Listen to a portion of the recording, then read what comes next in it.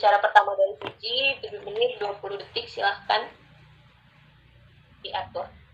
Baik, saya akan memulai pidato saya dalam hitungan 3, 2, 1.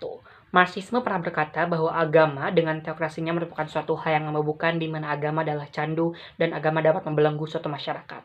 Dan ini juga yang menjadi suatu hal patokan kita, di mana kami tidak ingin masyarakat terbelenggu karena suatu adanya teokrasi yang diajarkan oleh agama sehingga dapat menghambat suatu progresivitas. Mari kita menilik perdebatan yang terjadi di pembuka sebelum kami memberikan ekstensi kami.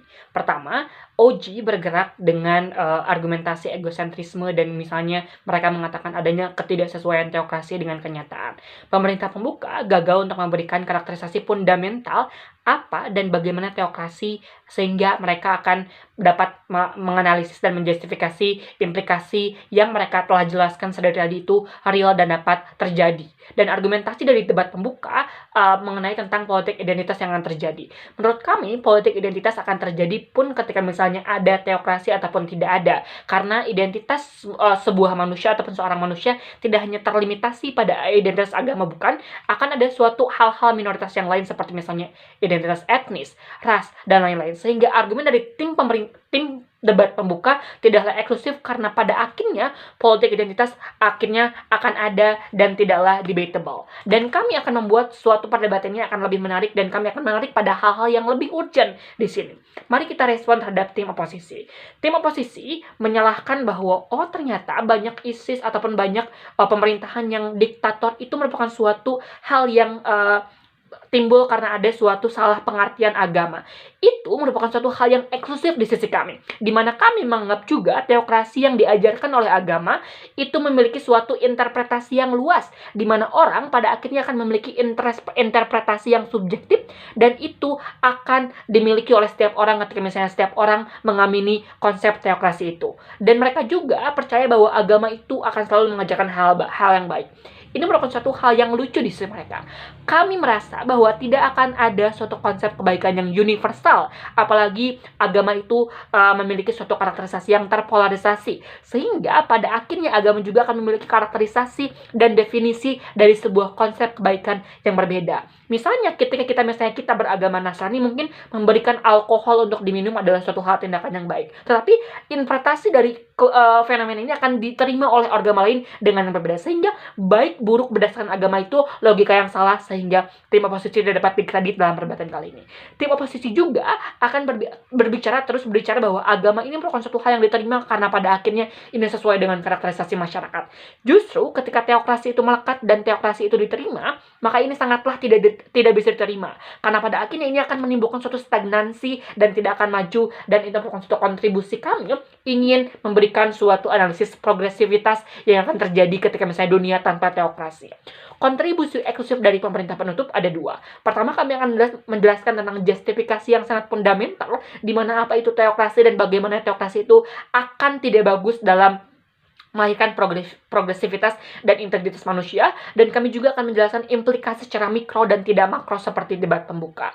Kami melihat bahwa teologi dan birokrasi adalah dua hal yang berbeda, di mana mereka memiliki karakterisasi dan kepentingan yang bertolak belakang, bukan? Di mana permasalahannya di satu saat ini banyak agama dengan teokrasinya muncul, di mana mereka menganggap bahwa agama harus hadir dan harus diglorifikasi dengan unsur politik ataupun melalui politik. Contohnya adalah misalnya dengan Islam ataupun kebangkitan Turki dengan Neo-Ottomannya, ataupun misalnya kebangkitan Katolik dengan misalnya Vatikan yang terus mengglorifikasi doktrin gerejanya dan lain-lain. Itu merupakan suatu manifestasi bahwa teokrasi itu sangatlah eksklusif di sisi kita semua.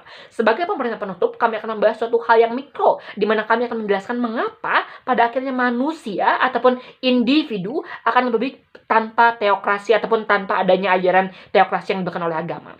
Pertama, kita harus sepakat bahwa teokrasi dan agama itu bersifat absolut, sehingga tidak ada kata restoratif ataupun probabilitas dalam sebuah kamus agama, sehingga spektrum politiknya yang dihasilkan adalah tentang benar ataupun salah, dan seluruh permasalahan politik atau seluruh permasalahan fenomena sosial akan dininjau dari agama, dan agama akan menjadi basis utama dalam kacamata politik teokrasi itu sendiri. Dan mengapa hal ini buruk? Karena dengan agama dan teokrasi akan melahirkan suatu individu yang selalu hidup dalam security dilemma, di mana mereka akan terbelenggu dan mereka tidak akan rasional, di mana mereka akan terbelenggu dalam dua rasional, di mana mereka akan sulit membedakan untuk hal dunia dan hal agama. Sehingga pada akhirnya ini akan mengganggu konsentrasi mereka untuk berpolitik, dan ini juga akan buruk di perpolitikan kita. Contohnya adalah bagaimana orang-orang misalnya membahas investasi internasional.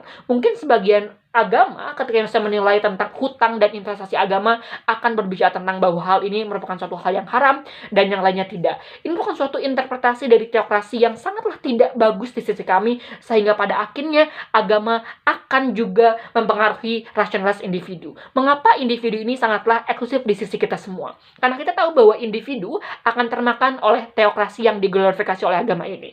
Dan pada akhirnya rasionalisasi individu akan mengganggu proses decision making dari individu ini. Dan misalnya individu ini akan terjebak dalam security dilemma di mana mereka bingung harus mengedepankan identitas agama mereka ataupun identitas nasionalisme mereka.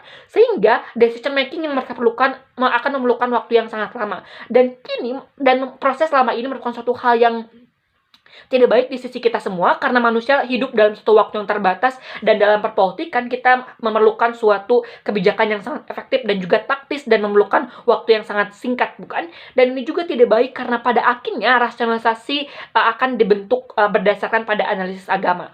Contohnya ketika misalnya kita melihat tentang fenomena kemiskinan, mungkin rasionalisasi teokrasi yang diajarkan oleh agama akan melihat kemiskinan sebagai suatu ujian ataupun suatu misalnya fenomena yang tidak apa-apa untuk terjadi karena itu adalah suatu musibah ataupun suatu kutukan yang diberikan oleh Tuhan. Tetapi ketika misalnya kita hidup di dunia yang tidak mengajarkan teokrasi ataupun tidak mengajarkan agama dalam politik, maka ketika misalnya kita akan memiliki politik yang sangat murni dan sangat netral, di mana pada akhirnya kita akan menilai secara objektif bahwa kemiskinan terjadi karena ada akar-akar permasalahan tertentu, sehingga pada akhirnya perpolitikan dan iklim mikro juga akan terbentuk secara objektif.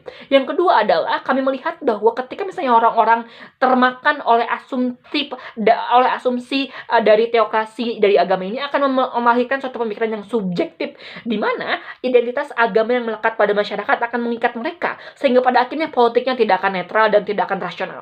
Dan dalam proses kami, meskipun misalnya politik akan benar-benar murni dan akan terjadi over objektif, itu tidaklah apa-apa, karena pada akhirnya orang-orang juga masih tetap memiliki preferensi untuk meyakini ataupun tidak meyakini perpolitikan mereka, sehingga pada akhirnya mereka juga akan tetap bisa fokus pada agama dan pada politik. Mari kita komparasi kasus kami dengan seluruh kasus bench yang ada dalam perdebatan kali ini. Premis dari pemerintah pembuka dan oposisi pembuka seperti melihat adanya agama atau misalkan agama ataupun tidak. Tetapi stand kami sangat jelas, di mana kami masih tetap menganggap agama itu ada, tetapi tidak dijadikan sebagai suatu basis dalam perpolitikan. Dan komparasinya adalah ketika tim oposisi bergerak dan berbicara tentang politik ini akan suatu terbentuk, kami percaya bahwa politik akan organik terbentuk karena pada akhirnya masyarakat juga akan mendapatkan edukasi dan mediasi politik, sehingga pada akhirnya masyarakat tidak perlu belajar politik melalui agama, hanya perlu secara organik dan lain-lain. Sehingga bangga dan kami nyatakan bahwa tim pemerintah penutup wajib dikredit lebih besar daripada tim yang lainnya. Terima kasih.